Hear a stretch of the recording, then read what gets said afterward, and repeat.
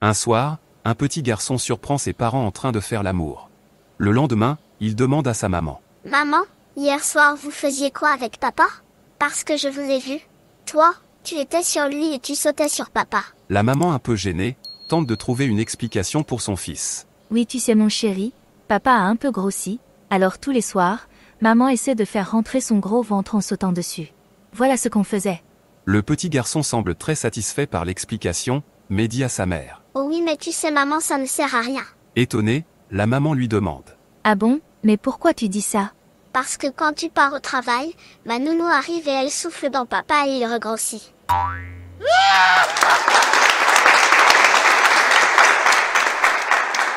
Une patiente est dans le cabinet de son médecin. Après l'avoir ausculté et établi son diagnostic, il lui demande de tirer la langue.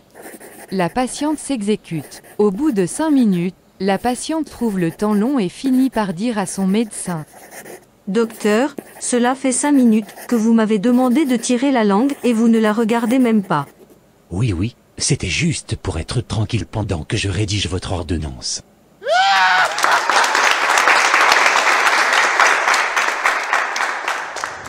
Une blonde se retrouve prise dans une tempête de neige au volant de sa voiture. Elle ne panique pas, malgré la visibilité à peu près nulle, et se souvient que son père disait toujours. Quand on est pris dans une tempête de neige, le mieux, c'est de repérer un chasse-neige et de le suivre. C'est ce qu'elle a fait. Après 1h30 passée à suivre de très près l'énorme machine, celle-ci s'arrête et le conducteur, s'approchant de la blonde, lui dit.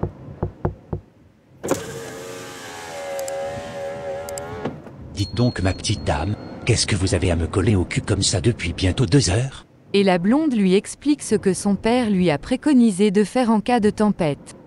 Quand elle termine son explication, le chauffeur de chasse-neige hoche la tête et dit. Bon, si c'est ce que vous voulez, pas de problème. Maintenant qu'on en a fini avec le parking de Champs, on peut passer au parking de Carrefour.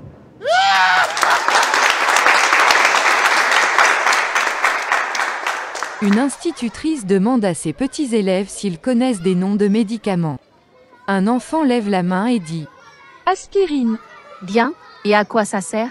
demande l'institutrice. C'est pour les maux de tête. Un autre élève lève le doigt et dit « Confopnomine. L'institutrice lui demande à quoi ce médicament sert-il. C'est pour guérir la toux. Répond le garçon. C'est au tour de Tom de lever la main et de dire Viagra. Excellent. À quoi ça sert? C'est contre la diarrhée, je crois.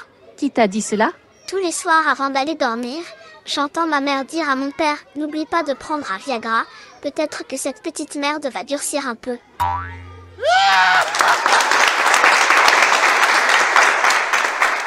Une femme va voir son gynécologue. Lors de l'examen, il se rend compte qu'elle a un tatouage sur le haut de chaque cuisse.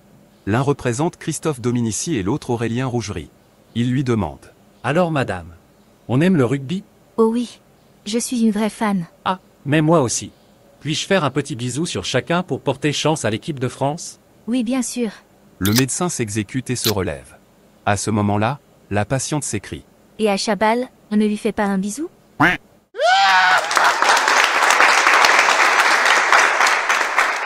Un jeune homme qui vit chez ses parents invite sa petite amie à dormir chez lui. Il partage la même chambre que son petit frère mais a une ruse qu'il explique à sa copine. J'ai une idée.